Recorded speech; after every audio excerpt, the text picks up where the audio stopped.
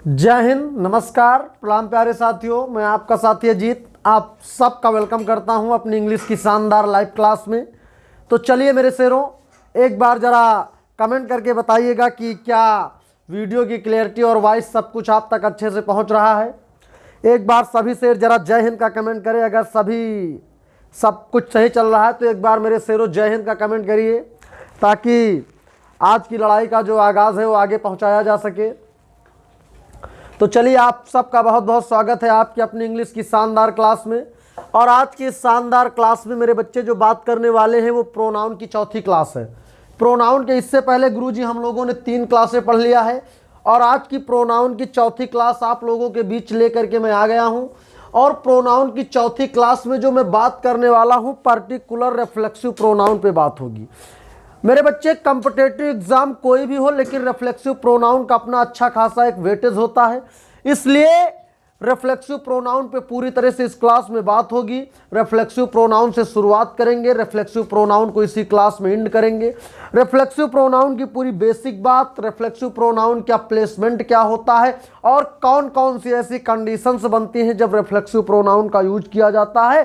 तो इन सभी बातों को जानने के लिए, सभी बातों को समझने के लिए, सभी बातों को अपने दिमाग में ठोस ठोस कर भरने के लिए लगातार लाइव सेशन के साथ बने रहें। सेशन को अपने साथियों में अगर आपने शेयर नहीं किया है तो एक बार जोर लगा के मेरे शेरों शेयर कर दीजिए, ताकि हर एक साथी तक इस लड़ाई का आगाज पहुंचाया जा सके। तो चलिए मैं शुरुआत करता हूं रिफ्लेक्सिव प्रोनाउन की। तो जरा एक बार मैं नीचे फिर से रिफ्लेक्सिव प्रोनाउन हेडिंग डाल ही लेता हूं। रिफ्लेक्सिव प्रोनाउन, मेरे बच्चे आपके सामने हेडिंग क्या पड़ गई है, रिफ्लेक्सिव प्रोनाउन।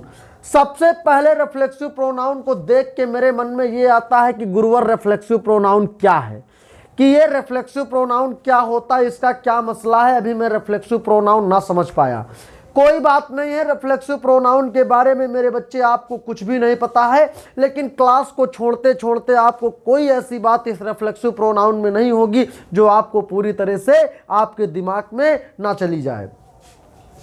रिफ्लेक्सिव प्रोनाउन की बात करी जाए तो मेरे बच्चे, रिफ्लेक्सिव प्रोनाउन, सबसे पहली बात कि रिफ्लेक्सिव प्रोनाउन होते कितने हैं, तो बेटा टोटल 8 वर्ड होते हैं जिन्हें क्या कहा जाता है, रिफ्लेक्सिव प्रोनाउन। रिफ्लेक्सिव प्रोनाउन के मेरे बच्चे कोई अथाह नहीं है, कोई अनलिमिटेड या अनकाउंटेबल नहीं है। 8 ऐसे वर्ड होते हैं जो पूरी तरह से किसका काम करते हैं, रिफ्लेक्सिव का काम करते हैं। गुरुजी किसी भी वर्ड को कैसे पहचानेंगे, उन 8 को कैसे जानेंगे कि ये हमारा रिफ्लेक्सिव है, कि कैसे ये हमको पहचानने में आएगा। तो याद रखिएगा मेरे बच्चे, अगर किसी भी वर्ड के लास्ट में सेल्फ मिल जाए या किसी भी वर्ड के लास्ट में आपको सेल्फ मिल जाए तो समझ लीजिएगा कि जो वर्ड लिखा है वो क्या है, रिफ्लेक्सिव है। अगर किसी भी वर्ड के लास्ट में आपको मेरे बच्चे सेल्फ या सेल्व्स लगा मिल जाए तो आपको समझ लेना है कि वो जो सेंटेंस लिखा है, जो वर्ड या जो शब्द लिखा है वो आपका क्या है, वही आपका रिफ्लेक्सिव होता है। इतनी बात समझ में आ गई। और दुनिया के टोटल मैंने बता दिया कि टोटल 8 वर्ड ऐसे होते हैं कि जिनके लास्ट में सेल्फ या सेल्स लगा मिलेगा, सबके लास्ट में सेल्फ या सेल्स नहीं लगता है। तो ठीक है, चलिए गुरुजी ये बात तो हम समझ गए कि रिफ्लेक्सिव प्रोनाउन की टोटल संख्या 8 होती है। और रिफ्लेक्सिव प्रोनाउन कैसे पहचानेंगे, तो अंग्रेजी में जिस वर्ड के लास्ट में सेल्फ लगा हो या सेल्स लगा हो तो उसको हम लोग समझ लेंगे कि ये रिफ्लेक्सिव प्रोनाउन है। अब बात ये आती है कि गुरुजी रिफ्लेक्सिव प्रोनाउन को हिंदी में कैसे पहचानेंगे। अगर कोई वाक्य हिंदी में लिखा है तो कैसे जानेंगे कि यहाँ पे रिफ्लेक्सिव प्रोनाउन का यूज किया जाना है। तो बिल्कुल मेरे शेरों, आपको इस बात के लिए कोई टेंशन नहीं लेनी है, ये बात भी मैं बताने वाला हूँ। यानी अगर हिंदी का कोई भी वाक्य लिखा हो और उस वाक्य में आपको मिल जाए स्वयं, या आपको लिखा मिल जाए मेरे बच्चे खुद ही, या आपको लिखा मिल जाए खुद को, या तो आपको क्या लिखा मिल जाए, अपने आप। क्या लिखा मिल जाए, अपने आप। ये बिल्कुल आपके सामने मैंने लिख दिया है, ठीक है। ये जितने भी वर्ड, एक मैंने स्वयं लिख दिया, एक खुद ही लिख दिया, एक खुद को लिख दिया, एक अपने आप लिख दिया। यानी 1 2 3 4, यानी हिंदी के इन 4 वर्ड्स को आप, इन 4 शब्दों को पूरी तरह से अपने दिमाग में रख लो। अंग्रेजी में इन्हीं को क्या कहा जाता है? तो अंग्रेजी में इन्हीं को मेरे बच्चे रिफ्लेक्सिव कहा जाता है। यानी जब भी हिंदी में आपको कोई भी कितना भी बड़ा वाक्य लिखा मिल जाए, अगर वो वाक्य मेरे बच्चे हिंदी में आपको दिया गया है और हिंदी में अगर उसमें स्वयं या खुद ही या खुद को इस तरह की बातें अगर आपको उसमें लिखी मिले तो समझ जाओ कि वो सेंटेंस आपका क्या है, यानी वो सब के सब रिफ्लेक्सिव की ज़रूरत है उनको, वो सब हिंदी में अपने आप में रिफ्लेक्सिव है। अगर कभी भी आपको अकेला हिंदी में मिल जाए स्वयं तो समझ जाओ गुरुजी ये क्या है? रिफ्लेक्सिव। अगर आपको अकेला मिल जाए खुद तो समझ जाओ गुरुजी अंग्रेजी का रिफ्लेक्सिव है। अगर आपको मिल जाए क्या, कभी भी लिखा मिल जाए अपने आप, तो समझ जाओ गुरुजी अपने आप में क्या है? अंग्रेजी का एक रिफ्लेक्सिव वर्ड है। बात समझ में आ गई? अब इन्हीं के लिए हम लोग सेल्फ लगा करके इनका रिफ्लेक्सिव बनाएंगे। तो याद रखिएगा ये वाली बात कि अगर किसी भी सेंटेंस में या किसी भी वाक्य में स्वयं, खुद ही या खुद को या अपने आप जैसे शब्दों का यूज किया गया हो तो उस कंडीशन में हम लोग उनकी अंग्रेजी बनाएंगे तो किसका यूज उनके लिए करेंगे?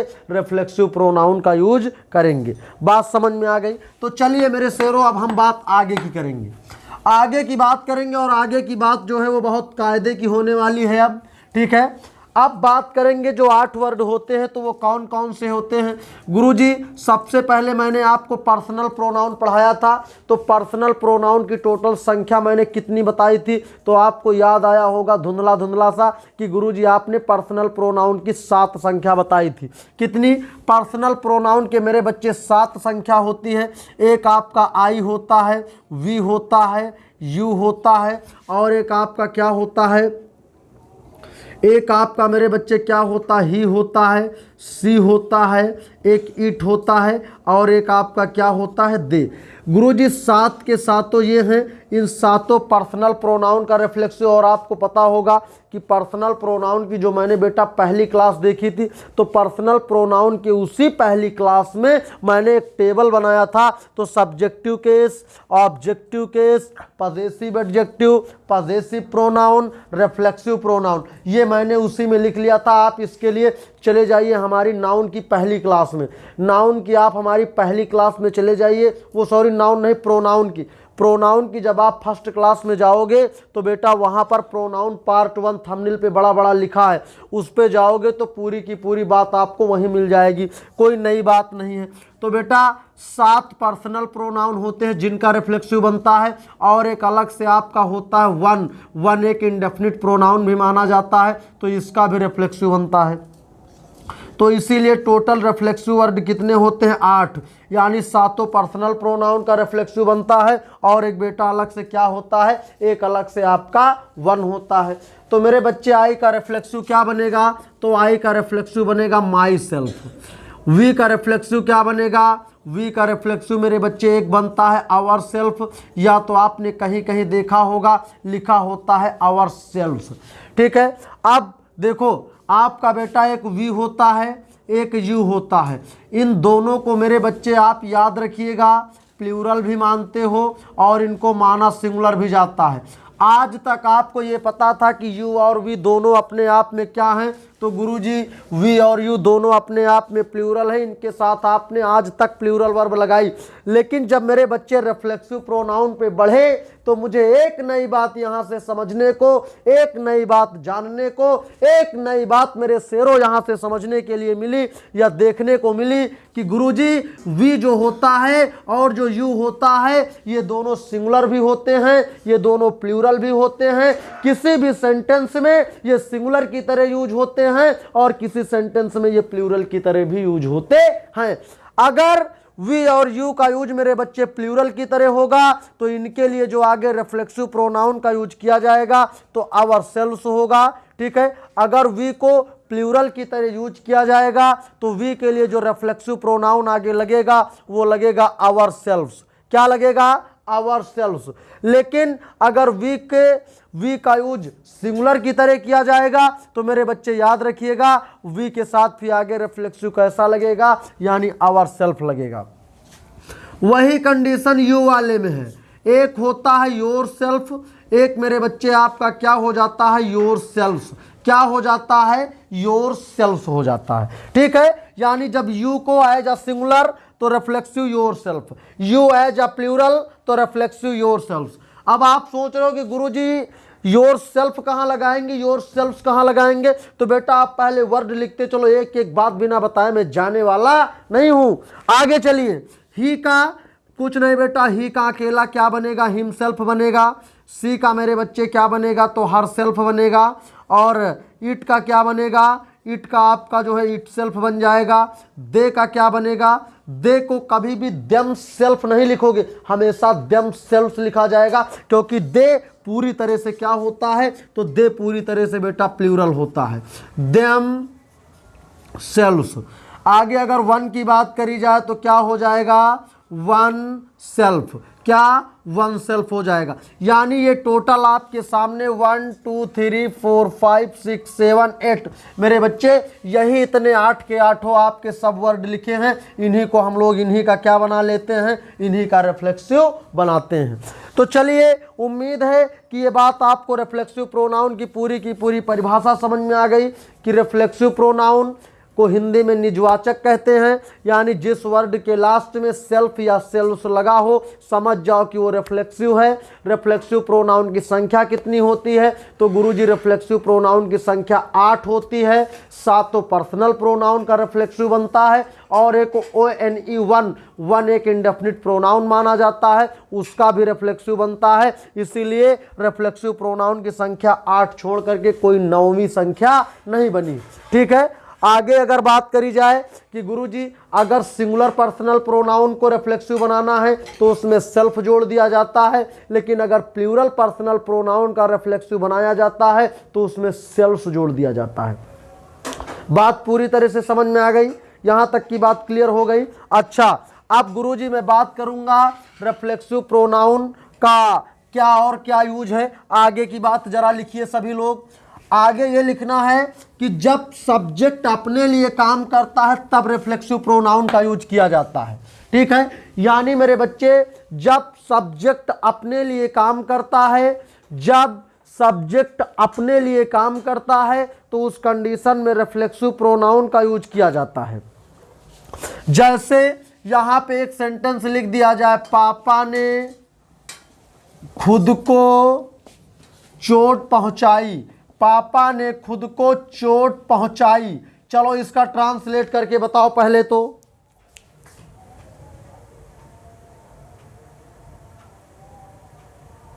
जल्दी से इसका ट्रांसलेट करके सभी बताओ।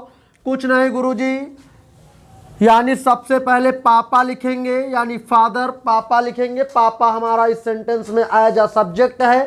ठीक है, तो गुरुजी हमने क्या लिख दिया, पापा लिख दिया। अब पापा के बाद गुरुजी पापा तो सब्जेक्ट हो गया, उसके बाद क्या लिखेंगे, वर्ब। तो बेटा चोट पहुंचाने की बात हो रही है, यानी पापा हर्ट, पापा हर्ट, पापा हर्ट। पापा ने चोट पहुंचाई, किसको पहुंचाया, तो पापा ने खुद को चोट पहुंचाया। तो पापा हर्ट पापा तो होगा नहीं बेटा, पापा ने खुद को चोट पहुंचाया तो पापा हर्ट। क्या, पापा हर्ट।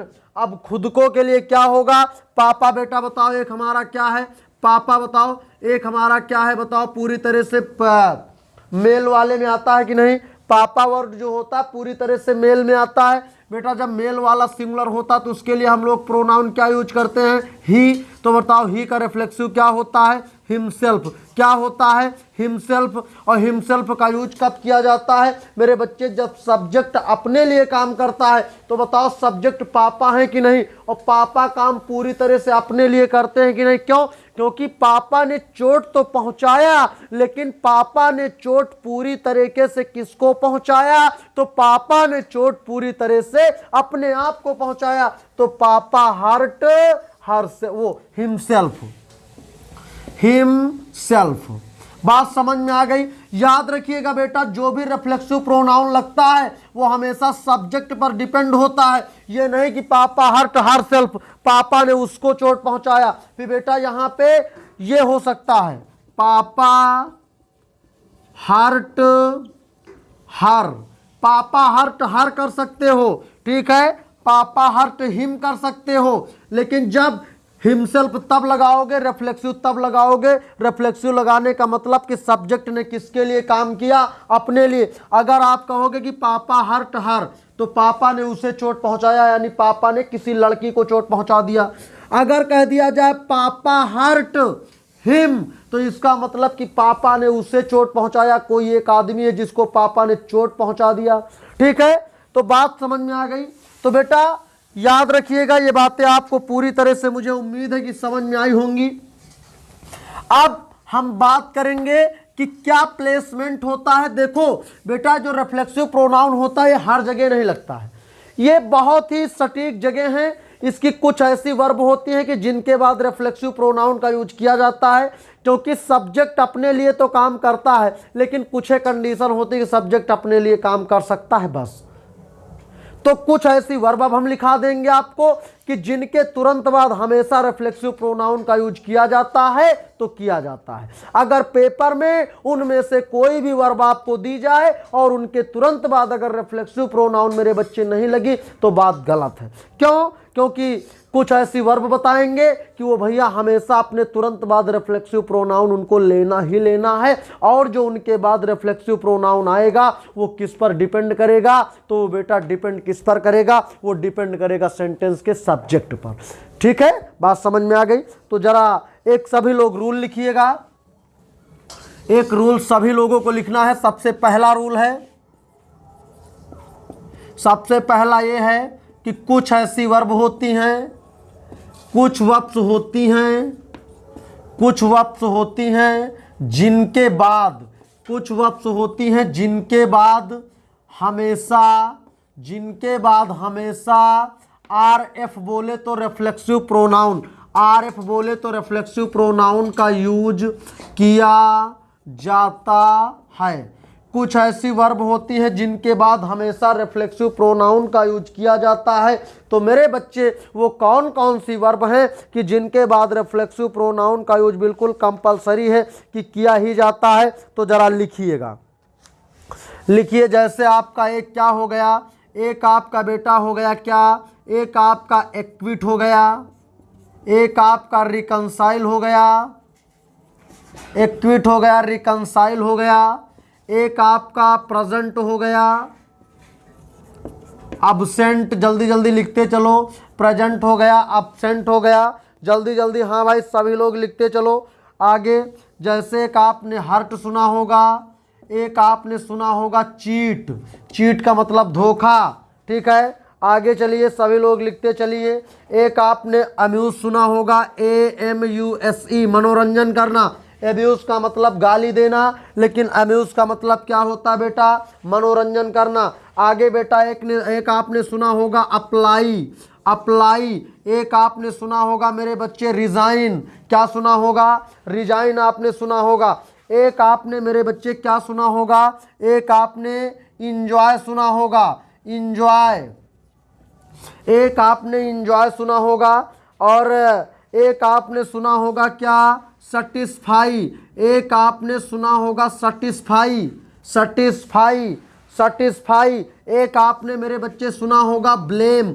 हर एक मीनिंग वही है जो विगत एग्जामों में पूछी गई है, कोई ऐसी बात नहीं है कि जो पेपर में ना आई हो। एक एक वर्ड ये पेपर में कई बार पूछे जा चुके हैं। ठीक है, एक आप लिखिए जरा फॉरगेट, फॉरगेट। अगला लिखिए फॉरगेट के बाद सभी लोग लिखिएगा, फॉरगेट के बाद सभी को क्या लिखना है, तो फॉरगेट के बाद एक्विट हो गया। एक आपका होता है बेटा एडॉप्ट, एडॉप्ट।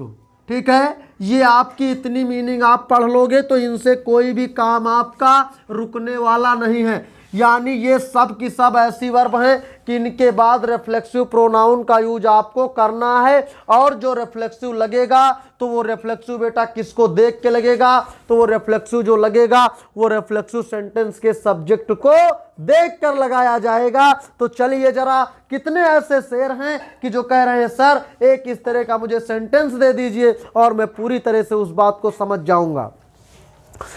चलिए लिखिए जरा सभी लोग, Radha has, Radha has reconciled,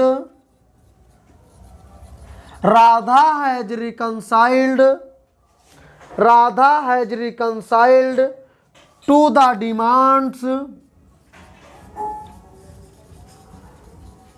to the demands of her in law, her in laws. चलिए जल्दी से बताइए, ये सेंटेंस आपके सामने है, सभी को छापना है, गलत है कि सही है। जल्दी से।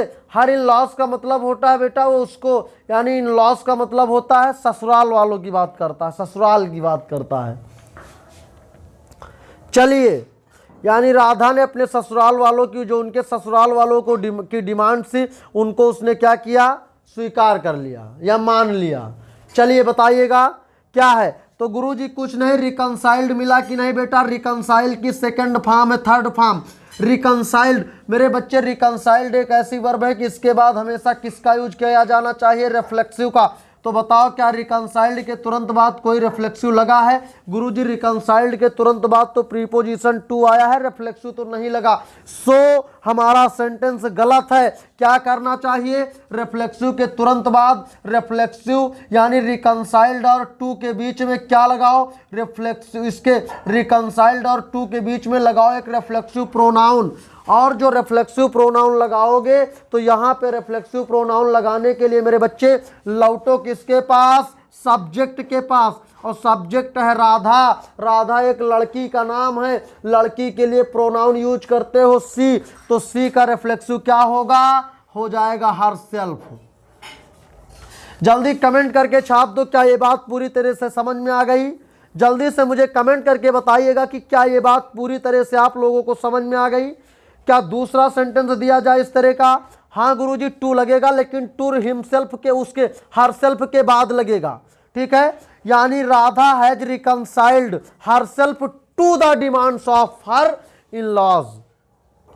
कई बार क्या होता है कि इसके बाद रिफ्लेक्सिव लगा होता है, लेकिन सब्जेक्ट के अकॉर्डिंग नहीं होता है। तो आपको देखना है कि जो रिफ्लेक्सिव नहीं लगा तो लगाओ सब्जेक्ट के अकॉर्डिंग, लेकिन लगा है तो सब्जेक्ट के अकॉर्डिंग लगा है तब तो ठीक है, अन्यथा क्या माना जाएगा, गलत माना जाएगा। एक और इसी तरह का दे रहा हूं जो कई बार ये भी एग्जामों में पूछा गया है। लिखिएगा सभी लोग, जरा लिखिए, यू शुड एविल। यहां पे आपको एविल नहीं लिखवाया गया था, जरा लिख लेना, you should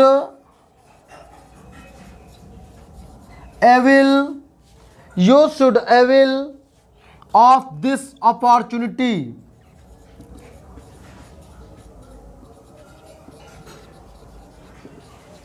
चलिए देखिएगा इसको, जल्दी से सभी लोग छाप दो। अरे यार जल्दी से छाप दो, जल्दी से। कुछ ना गुरुजी, एविल आ गया, एविल बेटा कहीं पर यहाँ पर जोड़ लो, यहाँ पे जोड़ लो, AVAIL एविल। एविल का मतलब होता है बेटा क्या, एविल का मतलब होता है लाभ उठाना, ठीक है, लाभ उठाना किसी चीज का। अब बताओ एविल आया, ये जितनी भी वर्ब लिखी इनके बाद हमेशा रिफ्लेक्सिव का यूज होता है, यहाँ रिफ्लेक्सिव नहीं आया है तो बेटा यू का क्या हो जाएगा, यू शुड। आपको अवसर उठाना चाहिए, इस अवसर यानी आपको इस अवसर का लाभ उठाना चाहिए, तो यानी यू के लिए पूरी तरह से क्या करोगे बेटा, योर सेल्फ। क्या लगाओगे, योर सेल्फ इस जगह पे लगाओगे, एविल और ऑफ के बीच में। गुरुजी योर सेल्फ क्यों नहीं लगाओगे बेटा? अगर यहां लिखा होता यू ऑल या आगे कुछ और बताता कि यू का यानी आगे की शब्दहर बात प्लूरल में करता, तो बेटा हम लोग यहाँ पे क्या लगाते, योर सेल्फ लगाते। लेकिन ये पूरी तरह से कहीं पर प्लूरल की बात नहीं हो रही, सो हम लोगों ने क्या लगाया, योर सेल्फ लगाया। ठीक, आगे चलो। एक और इस तरह का लिख लीजिए, जल्दी से सभी लोगों को बताना है। Sachin absented, Sachin absented from the class, Sachin absented from the class. जल्दी से इसको छाप दीजिए, सही है कि गलत है? सभी लोग छाप दो, जल्दी से सभी कमेंट सेक्शन में छाप दो भाई। शाबाश गुरुजी, गलत है। क्या है, गलत है। गलत क्या? क्योंकि सचिन absented के बाद गुरुजी absented और इसके absented के तुरंत बाद लगाना है रिफ्लेक्सिव। और क्या, सचिन एक लड़के का नाम है, लड़के के लिए प्रोनाउन ही का यूज होता है, तो क्या हो जाएगा, हिमसेल्फ। बात समझ में आ गई। इतनी ऐसी वर्ब हैं, इन्हीं के तुरंत बाद रिफ्लेक्सिव का यूज किया जाएगा। बाकी कभी भी बेटा रिफ्लेक्सिव प्रोनाउन का यूज किसी भी वर्ब के बाद नहीं किया जाएगा, बस इतनी के साथ किया जाएगा बस। ठीक है, इतनी वर्ब के बाद ही रिफ्लेक्सिव प्रोनाउन लग सकता है, अन्यथा आप और कहीं लगाने लगोगे तो फिर मामला गलत हो जाएगा। अच्छा, अब लगेगा तो एतनिन वर्ब के साथ और किसी भी वर्ब के साथ अगर कभी आपको रिफ्लेक्सिव प्रोनाउन लगा मिल जाए बेटा तो गलत है। एक आपने किताबों में देखा होगा कि कुछ वर्ब ऐसी होती हैं कि जिनके साथ रिफ्लेक्सिव नहीं लगता है। यार उस रूल को पढ़ने का अब क्या मतलब है, जब इतनी सारी वर्ब के बाद केवल रिफ्लेक्सिव लगेगा। अगर कहीं पर रिफ्लेक्सिव प्रोनाउन का यूज है तो आप एक बार देख लो कि क्या गुरुजी ने जितनी वर्ब लिखाया था कि इन्हीं के साथ रिफ्लेक्सिव लगेगा, क्या ये उन्हीं में से है? अगर उन्हीं में से है तब तो ठीक है, अन्यथा उस रिफ्लेक्सिव को काट दो। वर्ब कभी नहीं काटोगे, रिफ्लेक्सिव काटोगे बस। बात समझ में आ गई कि नहीं? कोई दिक्कत यहां तक में? चलिए अगला रूल, सबसे लास्ट रूल है इसका, और कोई रूल नहीं, सबसे लास्ट रूल है। सबसे लास्ट रूल ये है बेटा कि जो आपका रिफ्लेक्सिव प्रोनाउन होता है, ये जो बेटा आपका रिफ्लेक्सिव प्रोनाउन होता है, ये कभी भी किसी भी सेंटेंस में ना तो सब्जेक्ट का काम करता है, ना तो ये काम करता है ऑब्जेक्ट का। आप कहोगे गुरुजी अभी तो आपने कुछ वर्ब के बाद लिखवा दिया है और वर्ब के बाद हमेशा ऑब्जेक्ट तो आता है, तो वहां तो वर्ब ये ऑब्जेक्ट की तरह लिख दिया गया।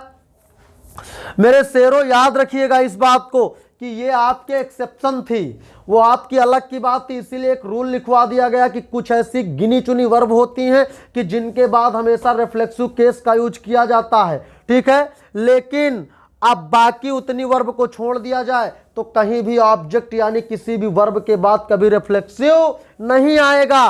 तो याद रखिएगा, और ना ही कभी सब्जेक्ट की जगह यानी किसी भी सेंटेंस की शुरुआत कभी किसी रिफ्लेक्सिव प्रोनाउन से नहीं करी जाएगी। फॉर एग्जाम्पल जल्दी से आप छाप दीजिए, जल्दी से आप लोग जरा कमेंट बॉक्स में छाप दीजिए। एक क्वेश्चन का आंसर लिखा है himself, himself has been, himself has been completed, himself has been completed the work। जल्दी बताओ ये सेंटेंस सही है कि गलत है? himself has been completed the work। जल्दी से कमेंट बॉक्स में छाप दो मेरे बच्चे, जल्दी से छाप दो, सभी को मौका है कमेंट छापने के लिए भाई। हाँ ठीक है, जल्दी जल्दी से जवाब आने चाहिए। तो जी हाँ गुरुजी, चलिए बिल्कुल, ये क्या है, क्योंकि जब रिफ्लेक्सिव प्रोनाउन का यूज कभी सब्जेक्ट की जगह पर होगा ही नहीं। और ध्यान से देखो तो ये हमारा क्या लिखा, हिमसेल्फ, और जिसके लास्ट में गुरुजी हमने बता दिया कि सेल्फ या सेल्फ्स लिखा मिलेगा, वो आपका क्या होगा? तो गुरुजी वो तो सिंपल सी बात है, वो हमारा क्या होगा? वो होगा रिफ्लेक्सिव, और सब्जेक्ट की जगह रिफ्लेक्सिव आएगा नहीं। तो क्या करोगे? हिमसेल्फ का सब्जेक्टिव क्या हो जाएगा? ही हो जाएगा। एक और लिख लो, एक लिखो myself, myself was going to America. इसको छाप दो, छाप दो भाई, छाप दो इसको। कुछ ना गुरुजी, माई सेल्फ सब्जेक्ट यानी हेल्पिंग वर्ब के पहले हमेशा सब्जेक्ट आता है, माई सेल्फ नहीं। माई सेल्फ का सब्जेक्टिव केस, इसकी जगह क्या लगाओ? सही करने के लिए आई लगाओ। तो मुझे उम्मीद है कि ये पूरी की पूरी बात आप लोगों के समझ में आई होगी। तो ज़रा मुझे कमेंट करके बताइएगा कि क्या ये बात पूरी तरह से गुरुजी समझ में आ गई। जल्दी से बताइए, जल्दी से। और ज़रा सुनिए, एक जरा थोड़ी सी इसकी जरूरी बात भी पकड़े चलिए भाई। मान लो जैसे कह दिया जाए, एक कह दिया जाए my self and Ram, my self and Ram has, ठीक, तो ये क्या है? गलत है। लेकिन बेटा अगर कभी भी इस तरह से लिख दिया जाए, राम, ठीक है, ये एक मिनट, आई एंड राम, एक इसको इस तरह लिख दिया जाए, कोई बात नहीं। लेकिन अगर कभी लिख दिया जाए आई आई my self, I my self, ठीक है, आई माई सेल्फ, तो बेटा अब ये सही माना जाएगा। क्यों? क्योंकि याद रखिएगा अगर रिफ्लेक्सिव प्रोनाउन के पहले अगर कोई भी सब्जेक्टिव केस आया है तब आपका रिफ्लेक्सिव अगर लगा है तो सही है। बात समझ में आ गई कि नहीं आ गई? यानी सब्जेक्ट की जगह पर कभी भी किसी सेंटेंस की शुरुआत रिफ्लेक्सिव प्रोनाउन से नहीं होगी, यानी कभी भी myself, himself, herself से नहीं होगा। लेकिन अगर कभी लिखा मिल जाए she herself, he himself, I myself, you we ourselves, ठीक है, दे देमसेल्व्स, इस तरह से लिखा आएगा तो कोई गलत नहीं माना जाएगा, उसको सही मान लेना है, ठीक है। तो जरा कमेंट करके बताइए क्या यहाँ तक की बात आप लोगों को पूरी तरह से समझ में आ गई? बिल्कुल मेरे बच्चे, रिफ्लेक्सिव प्रोनाउन बिल्कुल इसी जगह पे ख़त्म होता है। रिफ्लेक्सिव प्रोनाउन की बस इतनी थोड़ी सी बात थी, बहुत छोटी सी बात थी गुरुजी, कि बस रिफ्लेक्सिव प्रोनाउन में कुछ नहीं देखना था। गुरुजी क्या होता है एक बार ज़रा रिवीजन करा देते हैं। कुछ ऐसे वर्ड होते हैं, क्या होते हैं गुरुजी? कुछ ऐसे वर्ड होते हैं कि जिनके लास्ट में सेल्फ या सेल्फ्स लगा होता है, उन्हें हम लोग रिफ्लेक्सिव प्रोनाउन बोलते हैं। रिफ्लेक्सिव प्रोनाउन की संख्या गुरुजी कितनी होती है? तो गुरुजी रिफ्लेक्सिव प्रोनाउन की संख्या टोटल कितनी? 8 होती है। कितनी? 8 होती है। 8 कौन कौन से? 7 पर्सनल प्रोनाउन का रिफ्लेक्सिव बनता है, एक होता है 1 इंडेफिनिट प्रोनाउन, उसका भी रिफ्लेक्सिव बनता है, ठीक है। यानी टोटल 8 होते हैं। 8 ऐसे वर्ड हैं जिनके लास्ट में सेल्फ या सेल्फ्स लगा होता है, ठीक, और उन्हें ही रिफ्लेक्सिव कहते हैं। रिफ्लेक्सिव प्रोनाउन कभी सब्जेक्ट की जगह पर आएगा नहीं, सब्जेक्ट की जगह आएगा तो गलत, ऑब्जेक्ट की जगह आएगा गलत। हाँ, कुछ ऐसी वर्ब होती है जिनके ऑब्जेक्ट के रूप में रिफ्लेक्सिव प्रोनाउन आ सकता है, वो मैंने गिनी चुनी वर्ब आपको, जैसे प्रेजेंट हो गया, एब्सेंट हो गया, एंजॉय हो गया, अम्यूज हो गया, रिकंसाइल हो गया, एडप्ट हो गया, अप्लाई हो गया, ब्लेम हो गया, एक्विट हो गया, एविल हो गया, ये वर्ब मैंने लिखा दिया है। इनके तुरंत बाद बेटा हमेशा किसका यूज किया जाएगा? रिफ्लेक्सिव प्रोनाउन का यूज किया जाएगा। अच्छा गुरुजी, जो भी सेंटेंस में रिफ्लेक्सिव प्रोनाउन का यूज किया जाता है तो कैसे किया जाता है? तो बेटा सब्जेक्ट को देख के किया जाता है। अगर जो आपका सब्जेक्ट होगा, क्योंकि रिफ्लेक्सिव प्रोनाउन का कोई अपने आप में अस्तित्व नहीं होता है, रिफ्लेक्सिव प्रोनाउन डिपेंड करता है सब्जेक्ट पे। अगर आपका गुरुजी सब्जेक्ट सिंगुलर है तो रिफ्लेक्सिव प्रोनाउन सेल्फ वाला लगेगा, सब्जेक्ट प्लूरल है तो रिफ्लेक्सिव प्रोनाउन सेल्फ वाला लगेगा। उसमें भी अब आपको देखना है कि सब्जेक्ट का जेंडर क्या है, नंबर क्या है, उस हिसाब से आगे का रिफ्लेक्सिव लगेगा। अगर सेंटेंस का सब्जेक्ट सी है तो रिफ्लेक्सिव पे हर सेल्फ लगेगा, इसके सिवा और कुछ नहीं लग सकता। लेकिन अगर सेंटेंस का जो सब्जेक्ट है वो दे है तो भी बेटा रिफ्लेक्सिव देमसेल्व्स के अलावा कुछ लगेगा नहीं। तो मुझे उम्मीद है कि ये पूरी की पूरी बात आप लोगों की समझ में आई होगी। तो जरा एक बार सभी शेयर कमेंट करके बताएं कि क्या आज की क्लास वास्तव में आपको शानदार लगी।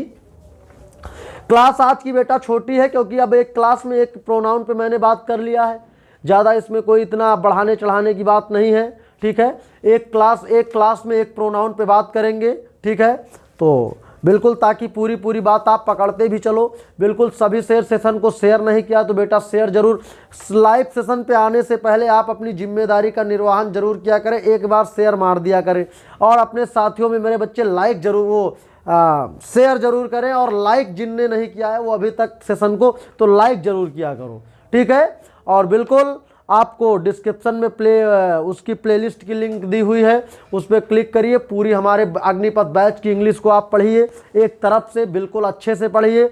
और डिस्क्रिप्शन में आपको फ्यूचर ग्रोथ लर्निंग ऐप की लिंक दी हुई है, उसको डाउनलोड करिए। पूरा स्टडी मटेरियल निःशुल्क, कॉन्सेप्ट, प्रैक्टिस, आंसर की सब कुछ पूरी तरह से निःशुल्क है, कुछ बताना नहीं है। तो चलिए मेरे बच्चे, आज की बात यहीं तक रखते हैं। अगली क्लास में मिलेंगे डेमॉन्स्ट्रेटिव प्रोनाउन को लेकर के, और तब तक के लिए थैंक यू क्लास। जय हिंद, जय भारत।